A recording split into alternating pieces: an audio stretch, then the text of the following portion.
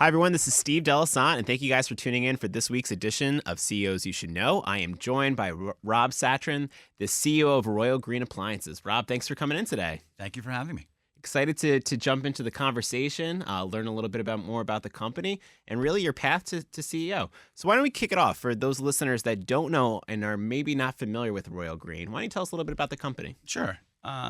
Royal Green Appliance is what you would know of as a traditional mom and pop, although we're a large mom and pop, Okay. but mom and pop appliance store. Not necessarily, dating back to the 1950s, like the movies, That Thing You Do, right? Yep. Where the protagonist was a Great drunk. movie. Great movie, by the Yeah. way, and great song. Where the protagonist worked in his father's appliance store until he hit it big. But in some senses, in some of our locations, that's kind of what we are. We are a luxury appliance retailer. Okay. We're a little unique in that while you can come in and buy whatever you want right off the street, 80% of our business is driven by the trade. And by the trade, I mean architects, designers, kitchen cabinet makers, large-scale development work. Very cool. And so, so we're unique as an appliance retailer, even in our industry, that we're one of the largest appliance dealers in the Northeast and perhaps in the country that you've probably never heard of, which doesn't really speak well for my marketing department. but that is ironically by somewhat of a design. Okay. Because we really focus on that business to business model. And Smart. that's what's enabled us to sort of sustain our growth over the last 50 years and makes us a little unique in the appliance space. So again, traditional retailer, what you would know, coming right off the street in Tribeca. We have in on Williston Park, Long Island, Parsippany, New Jersey, in White Plains, New York. You can walk into any of those showrooms and buy whatever you want. But people typically don't walk in and buy $30,000 ranges off the street. Right, that doesn't generally happen Unless like they're that. working with an architect or interior designer. Or Right, something unless like that. someone is sending them there.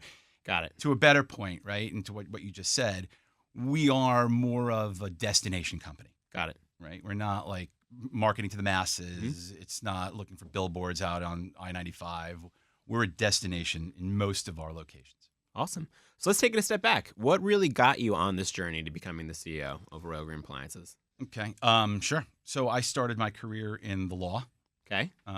Big change. Yeah, a little bit. Law to appliances. I mean, right? I think the most important thing that your audience needs to know is that I was not disbarred. Okay, although most of my friends sort of, say he must have been. But no, that is not true. I still am actually licensed. Nice. But I started out as a commercial litigator for 14 years. And my father's first cousin was his last name was Greenspan. He was the Green of Royal Green. And he was more like, and still is, by the way, to this day, even though he retired many, many years ago, still is a father figure to me in my life and a life coach to me.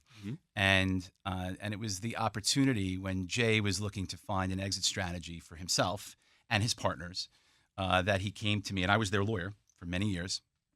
And he sat down one night and he said, "Look, we have an idea, and we think that you would be perfect to to come in and help steer and guide Royal Green in its next iteration." To which I responded, "Sure, I've got 50, 60 bucks in my pocket. I mean, are you guys crazy? I mean, I can't afford your company." And they were kind and they were generous to me at the time, and we worked out a situation where it worked for everybody. And honestly, it was really an opportunity for me at that time in my life. I was 37 to work beside my cousin Jay and be with him in the last few years of his professional career, because I respected him so greatly, love him so much, and he was so influential to me in my life in terms of how to operate a business, the principles of them, even when I was in the law and I was trying to build my own law firm. He was a guiding light and a guiding force, and so I couldn't really, at that time in my life, it was just a wonderful opportunity to switch gears. Yeah. I sold my practice to my partners.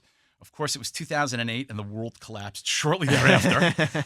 And so, but you do learn and when business tightens, That's right. You learn what's necessary and what isn't necessary in order to run a business. Also, the three partners at the time were more guys that were like running around the deck of the Titanic screaming, "We're all going to die." Yeah. And I was more of all right, so we'll find some wood. We're going to weather the storm. Right. It's going to be a little chilly, but we'll float for a little while. And I'm a glass half full guy like that. And so it was a really good time to learn the business. And the path to CEO is was something that happened over a long period of time. My cousin left the business after 2 years. Okay. He was just everything wonderful about being in business and about understanding my growth. And he came to me one night and he said that if he stayed any longer, he was going to affect my growth. And he didn't want that. And he thought at that time that I was ready. But there were two other partners who were also older guys at the time. And one of whom, by the way, is still my partner to this day. He's 76 years old. He comes in every day. He's Stu Royal, the Royal of Royal Green. Love that. Stu is a wonderful, also father-like figure to me. And Jay certainly gave me the gift of Stu, which I cherish every day. But that's really been it took about 6 or 7 years until I was able to start to steer the company and start to understand what it was going to take for us to grow. Yeah. And that's kind of the path. That's awesome. Big leap going from completely different industries, from legal over there. But it sounds like you had a lot of really good people around you, right? A lot of good mentors, a lot of people that were able to coach and groom you for that next chapter. You know, it's interesting. I don't often think about that in life, but it is true. Mm-hmm. And even my own father, who is, you know, the typical grew up in Brooklyn in the 1940s and 50s, you know, tough guy, you know, a civil servant, you know, worked for the government his whole life. His father worked for the government his whole life. I come from a long line of civil servants, and my father was like, "You can't go out into private practice. You can't do that. Who's gonna pay you, right?" But you're 100% right. I've been very fortunate in my life to have that, and still do. That's awesome. And so interestingly enough, I try to instill that and try to become that for a lot of the people that work for me and for a lot of my family. That's awesome. It's a very interesting point. Yeah, piggybacking off of that, what's the core mission of the company, right? How do you ensure, it sounds like there's a lot of really great values when you got there that you're able to continue on today, right? How do you really allow that mission to be able to go through the entire organization? Right. So mission is something that I've always struggled with, right? I know, like, your first lesson of business school is to say, okay, well, what is your mission statement? Yep. And, you know, and where are you going? And you have to have a goal. And for us, I think your listeners would find it interesting that mission is a very difficult concept for us. So if you're out there and you're struggling with your mission statement, you are not alone. I will say this, what we strive for, okay, and we have a very unique business too, within the confines of what drives our business, which is unique.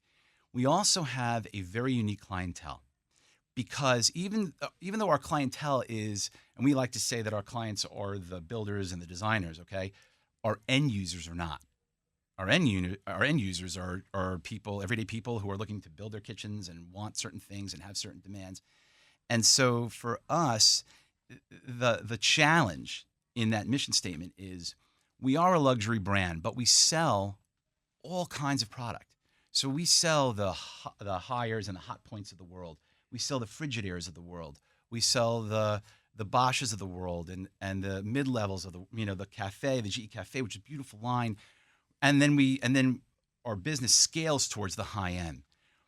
But the struggle that we have and the mission that we try to portray is that how do you treat the customer, okay, who comes in to buy a $300 range, okay, the same as a customer who comes in to buy a $13,000 range.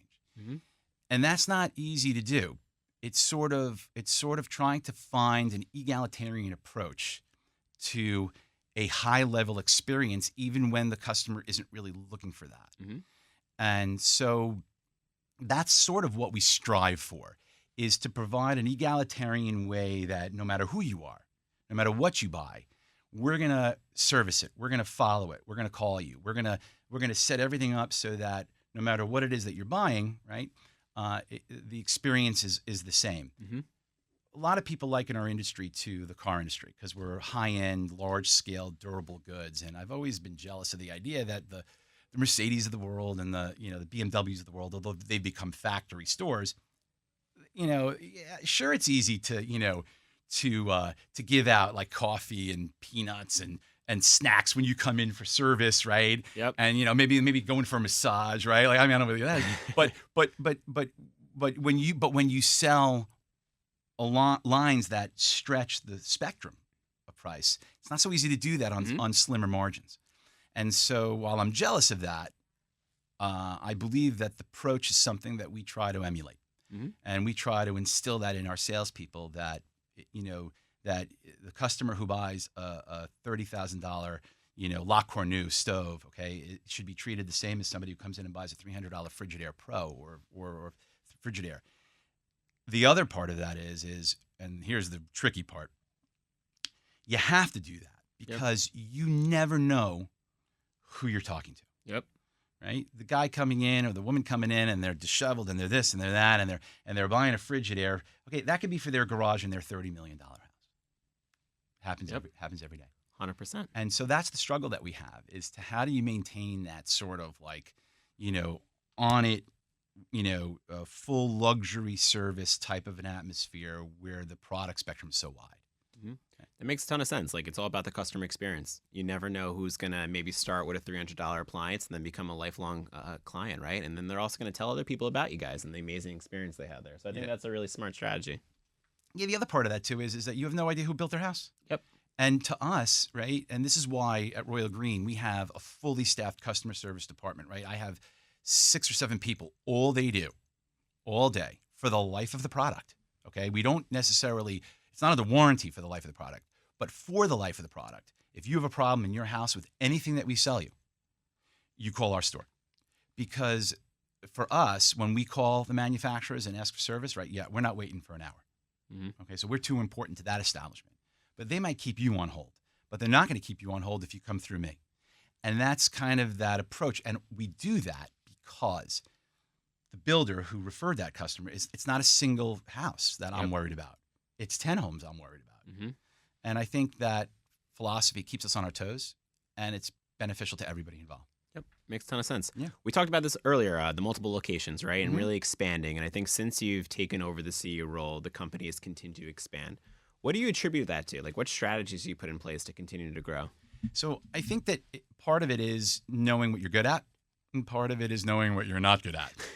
And it's funny, I was just talking to some of your staff earlier about the idea of like knowing what you're not good at and coming to terms with that and embracing that. Yeah. And I think because when you figure that out, 100%, right? When you figure out what you're not good at, there's 2 schools of thought there. One says you got to figure out what you're not good at and then kill it so that how do you get better there? Yeah. Right. Yeah. And the other school is I don't care how hard I try, it's not working. So let me go here. Let me focus on my strengths. Sun Tzu, Art of War. Fight the fight where the fight can be won. I think that from our perspective, our growth is really tied into acquisition. We are not good traditionally, okay, at our marketing, okay, which we have a plan in place actually right now. I think for the first time in our company's history, that sort of makes sense for us. Nice. Yes, super excited about it. But we'll see how it goes. But if I were to look at the strength of why we grew the way that we did, I think it's because I had always had a love of M&A work. Even when I was litigating, a lot of my litigation was centered around commercial litigation, acquisition, problem solving, raising funds. How do we move money from A to B in order to effectuate a much larger solution? I always loved that, and it took me a long time at Royal Green to kind of get back to that. Okay, because I had to sort of get the right people in place in order to free me up. When I first started, I was doing everything, right? Like, and not by myself, by the way. Let me be very clear. Royal Green is comprised of a lot of great people, and you can't build big companies without having great people. But it wasn't until I started having the right pieces in place that I was able to walk away from some of the more micromanaging things that I was doing. And when that happened, it enabled me to sort of take a 10,000-foot view of the business and of the landscape. And we'll talk maybe a little bit more about the relationship aspect and the relationship building of what we do at Royal Green. But for us, that growth, I would say, almost 100% of it. Okay, yes, we have the relationship building and the organic spreading of our name and the referral business, which is a massive and major part of our business. But the real sustained growth has occurred because we've been very aggressive. And very unique in this sense, too, very aggressive in the acquisition space in our industry over the last 5 years. So in the last 5 years, we've acquired 5 different companies. Nice. Congrats. Thank you. Speaking about the people at the company, right? I think one of the concepts that I read about that you guys really embrace is what you guys call the vesting heartbeat. Yes. What does that personally mean to you, and what does that mean to the team? Right. So, which is sort of appropriate considering we're at iHeart. That's right. Radio, vesting heartbeat. But I'll be here all week, ladies and gentlemen. For me, a vesting heartbeat, which is obviously a play on words, right? Resting heartbeat, is the idea that everybody will tell you, right? You talk to any CEO, you watch any TikTok, okay? What's the key to your employees, and what's the key to driving business, right? You got to get invested, right? Mm-hmm. If you have a vested employee, the world can open up. Yep. Investing is really is a fancy way of saying taking ownership, right? And so again, also concepts that are thrown around a lot. I'm gonna own that PowerPoint, own that sale, own that experience, own that resolution, conflict resolution, own it. What we've found is that vesting and that ownership is a two-way street. Mm-hmm. Okay, ownership and the executive side of that equation has to tune into the employees. Yep. It can't be a one-way road where you just expect your employees to buy into what you're trying to do. We are Royal Green. Yeah, we are. And I'm very proud of that. But that only happens when you yourself on the other side of that equation care as much about them as you hope they do your company. And for us, and that only happens, by the way, when you have an authentic approach mm-hmm. to your business and an authentic approach to your employees. Your team, yeah. Right. Authenticity occurs when you believe in what you're saying and what you're saying is true. And for us, we really take that mantra, that ethos to heart in the sense that, we focus in on our employees' issues and their problems at home, and we want them at their graduations, and we want them at their baseball games. And when people come in to meet with us, or they interview with us, I say, listen, here's the pecking order, okay? Here's the pecking order, okay? This might sound counterintuitive, but then there's your family, okay? Then there's you, mm-hmm. okay? Because everybody puts their family, right? That's true. Okay, there's the family, then there's you, and then there's Royal Green. And if you can do that, then I'm pretty sure that Royal Green will get taken care of, mm-hmm. okay? Because that means that you have everything settled at home, and it isn't always going to be wonderful, okay? A lot of people bring a lot of baggage with them. 100%. Right? And you have to figure out how to navigate through that, and you have to figure out how to be there for them. And it isn't just something that you can say. You have to live it. It's a two-way street, right? We've taken care of our employees financially when they needed it, well beyond the confines of their salaries. We've been at events that were important to them in their lives to show up in the background. And it probably wouldn't shock you, right? That I showed up at one of my employees' son's high school championship basketball game, okay? And I stood there, because I genuinely love my employee, okay? So there's an authenticity there. But I knew what it would mean to him for mm-hmm. me to just be standing off to the side. And it's funny, I haven't thought about that in a lot of years, but it speaks directly to that point. Vesting and ownership has to happen two ways. And it's very hard with a small company because we don't have the budgets to parachute our people into Times Square, okay, or shoot them out of cannons at Cirque du Soleil, okay, which I've heard about.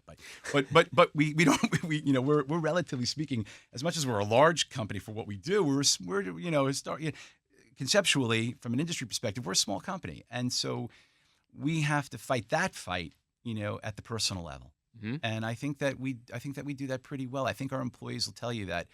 That there's a deeper meaning to the way that we deal with them. Yeah. Well, that's really refreshing here. I can tell you a lot of CEOs talk about work-life balance, but it takes it a step further when you actually practice what you preach. So I think, in my opinion, that goes a longer way than some of the shooting a cannon out of the square. So not that doesn't sound like a lot of fun. That sounds like a blast. I mean, who wouldn't want to be shot out of a cannon? Although I've been accused of that in the past, but that's a whole other story. So let's take it a personal route, right? Sure. I do want to talk about, and I'm sorry to hear this, the loss of your older brother to childhood cancer. Yeah. How did that really influence your outlook on life? And how has that really helped also develop your leadership skills? So, right, great questions. And it's certainly a topic that I'm very comfortable talking about. Primarily because my parents put me in therapy right away early on when my brother got sick.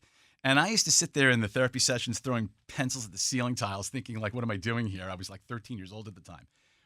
But when I look back at it, it taught me how to talk about it. It taught me how to not shy away from it. Yeah. I don't want to get too far into it. But my older brother, was 15 years old when he was diagnosed. He was 20 when he died. Sorry to hear that. He was my only and older brother. And he was, as you can imagine, very influential to me in my life. Took me a long time to come to terms with that, which makes a lot of sense. For a very long time in my adolescence, and then even into my early 20s, I felt alone for a lot of that. And then something interesting started to happen with me in my life. I went to law school, learned how to speak again. Mm-hmm. Okay. It shocks most people who know me to know that from the time I was like 13 years old to the time I was like 22, I didn't really say anything. But for me, okay, the catharsis of coming out of that happened in my mid-20s. And what I learned was, as time passed, that I wasn't alone. That everyone sustains trauma in their lives to some degree. Mm-hmm. And I learned an even more important lesson, which was that you don't get to decide the level of hurt that someone has in their life. And so while I went through a tremendous loss personally, that doesn't mean to say that my loss is more traumatic than something else that happened to someone else. Mm-hmm. And so what that does to a person is it grounds them. I often say that my brother gave me the gift of perspective. Mm-hmm. He enabled me to look at life and say, okay, maybe this isn't the biggest deal in the world. I've been to the abyss. Okay, I've looked over that edge and come back. And I know that no matter what it is, right, we can somehow get through it. It's what I think made me the eternal optimist that I've become. The other thing that happens when you realize that you're not alone is that you learn how to, and this is, I think, one of the most engaging, important lessons in life. You learn how to ask for help.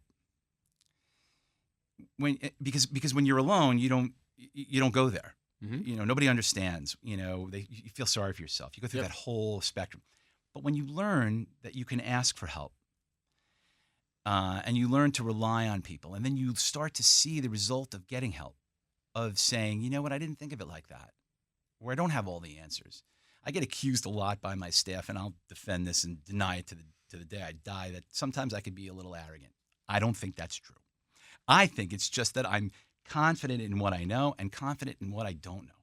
And when I don't know something, I am not shy about asking for help. Yeah. And it's that old expression, right? If you're the smartest guy in the room, leave, right? Mm-hmm. That's kind of how I approach things right now. And so, yeah, I said if I look back at the experiences that I went through and my brother, I think he gave me the gift of perspective to the point where if I'm sitting across from you right now, I consider myself to be one of the luckiest people in the world. That's awesome. That's a really good lesson, and thank you for sharing that story with all of our listeners. I'm sure your brother's very, very proud of all the stuff you've done. Sure, yeah. I think that's a great message, though, and I think building off of that, obviously taking a loss and turning it into a positive, and obviously being able to learn those key leadership aspects from it in a different perspective in life is big, right? Yeah. Not sweating the small stuff. Yeah. What other advice would you give to aspiring leaders that are tuning in? Okay, so it's a great question. Okay, and we talked a little bit about that before, about the idea that I was mentored a lot and have a lot of mentors, and honestly, until today, I didn't realize how truly lucky I am. Thanks, Steve. I would say if I had to take two lessons, I'll break that down to the employees, and I'll break it down to the would-be CEOs of the world.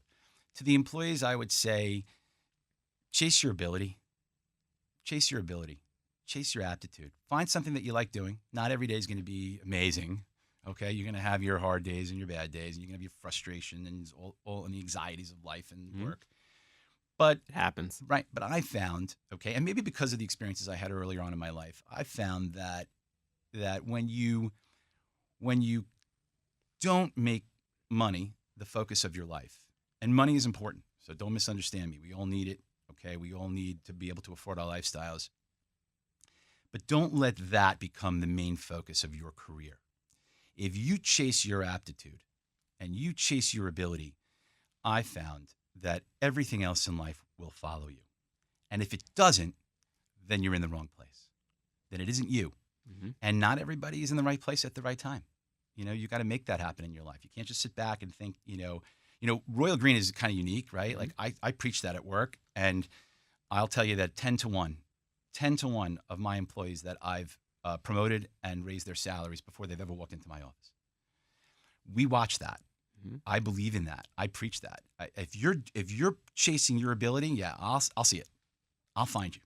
I'll know. Awesome. I'll know. From the CEO perspective, I would say, be very careful not to work in your business. Work on your business. If you get mired down in the weeds for too long and too often, and I get that it's slightly nuanced, the in and the on, but if you focus too hard on that micro task, you're going to get lost in the weeds. And so I think that, and it can't happen overnight. It takes time. But when you can get to the point of your career where you can focus on your business from 10,000 feet, then your world opens up. If you have, which I've been very fortunate to have, the right people in place, a world opens up, and it is a privilege, an absolute abject, incontroverted privilege to be able to work on your business every day. That's great advice. Yeah. That's great advice. So we talked a lot about the journey, right? Yeah. What's next? What innovations do you see in the industry? What's next for Royal Green? So it's another great question. For us, the innovations really don't happen at our level. We like to say that we refine our approach every day, but the innovations take place within our product, right? So it's the ability to walk over to a dishwasher, knock on it, and it opens. Okay. Or to be able to talk to your appliances, or to be able to control, be able to open up your phone when you're in the supermarket and open up an app and see what's in your refrigerator. Okay. Because that's out there, by the way. Very cool. Right? Yeah. Very I cool. need that. Yes. And there's all sorts of crazy innovations that are coming down the pike as far as your everyday appliances. We're getting into like the Jetsons territory if your audience is old enough to know what I just said. But we're getting into like real, 2020, 2020 or 2055 stuff. Yep. What's coming down in terms of trends in our business? I would say there's a consolidation that's happening in the appliance industry today, which is, I think, very unique. We are going through a period of time where we have the second generation owners. Okay. So the mom and dads that came back from the war in the 50s and 60s and started these main street businesses, right? They grew them to a certain point, and then they brought their families into a business because the appliance industry is still very familial, okay? There's a lot of generational passing. That second generation owner is now getting to retirement stage. And for whatever the reason, which I haven't really been able to 100% figure out, but that second generation owner, whether it's an ego thing, whether it's nobody could do it better than I can, but that second generation owner doesn't have the exit strategy or the foresight for that exit strategy, like my cousin Jay did 16 years ago. He was way ahead of his time on that issue. And so what's happened is that second generation owner, whether it's because they believe that no one could do what they could do, or they finally figured out what their mom and dad were doing, and they're like, I don't want this for you, right? Okay, it's bad enough that I got lumped in because I needed to make a living, but I want something different for you, which I sort of understand. And I love what I do, right? Like I would love for I have 3 daughters. I would love for them to be in the business. I would love for my son-in-laws to be in the business. I got one son-in-law, but for me, look, I love the idea of that, of that generational passing. The problem is that it hasn't happened in our industry. And so because of our relationships with our manufacturers and because of our past history and because of our success in terms of the way that we treat our acquisition targets, right? So when we acquire a company, we don't just blow the place up. We leave management in place. The business that we buy, generally by and large, those owners, they may have struggled in certain areas of their business, but by and large, they're very good salespeople. And so what we do is we just remove all other aspects to the business other than sales for them. And we're very careful about how we treat them in our meetings and in our interactions in business. We work with them. They don't work for us. And so we've been very good in terms of being able to kind of consolidate and treat these people with a lot of respect. And because of that, the manufacturers are out there, and when people talk to them and they say, and the reps go out to all these different appliance stores, look, I'm getting tired. You should really talk to Royal Green. You should really talk to Stu Royal or Rob Satran. They really seem to have a plan in place to be able to effectuate everything that you want, right? To allow you to start to enjoy your life, Yep. to give you value, both financially and vocationally. They've got it figured out. And like Plains Landing, it's like I'm right now busier now in terms of looking at different sets of financial statements of other companies in the tri-state area. Mm-hmm. Now in South Florida, we just took offices in Boca. Very cool. Yeah, we're looking at the Caribbean right now. So there's a lot of growth opportunities. So if you're asking about a trend, I would say that you're going to see in the Lowe's and the big box stores and the Home Depots of the world. They're always gonna be there. Okay, slight thorn in my side, but okay, we get too far afield.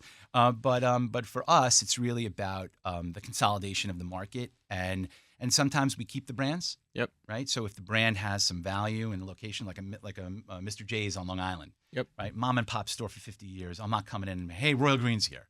Yeah, it doesn't work like that. Right. There are people that come in. They want their Mr. J's. Right. And other times we take the acquisition targets and we fold them into Royal Green if it makes sense. We're very malleable like that. Yep. We don't have one strict set of rules that has to occur. We like to brand everything similarly, so we change maybe the color schemes. We call them Royal Green companies, so it's Mr. J, Yep. Royal Green Company. But we try to keep as much in place as possible if it makes sense. So for sure, I would say consolidation and for that mid-level appliance company like me, it's a wonderful opportunity to kind of grow and to build our brand in that process. Yeah, I think that speaks volumes of your personal brand, the company's brand, to have that reputation in the marketplace. Yeah, that's something to be proud of. We're very fortunate. Yeah, absolutely. So we talked about a lot. In closing, is there anything you feel like the listeners should know that we didn't cover? No, I think we hit a lot of topics, actually. If someone wanted to find out more about the company, what's the first step? Okay, so go to the website. Okay. Even though I'm not really an online retailer. All right. You can go to my website and see whatever you want, but we try to bring that experience more in-house. But you can go to Royal Green NY. So it's two N's. It confuses people sometimes. Okay. RoyalGreenNY.com. But you can find us online very, very easily. No, I would just say that, from our perspective, it's been an exciting journey for us. I'm certainly excited to see where we can head. I'm super proud of the people that work at Royal Green. They all own it. And I think that if you can somehow figure out how to instill that kind of methodology into your people, sky's the limit. Awesome. Well, yeah. Rob, thank you so much for coming in and sharing your story. I was very excited about your background, and you should feel very confident and proud of all the stuff that you've done. So I'm excited to see what's next for you. Thank you, Stephen. I really appreciate the time. I appreciate it. Thank you guys for tuning in. Tune in next week for next week's edition of CEOs You Should Know.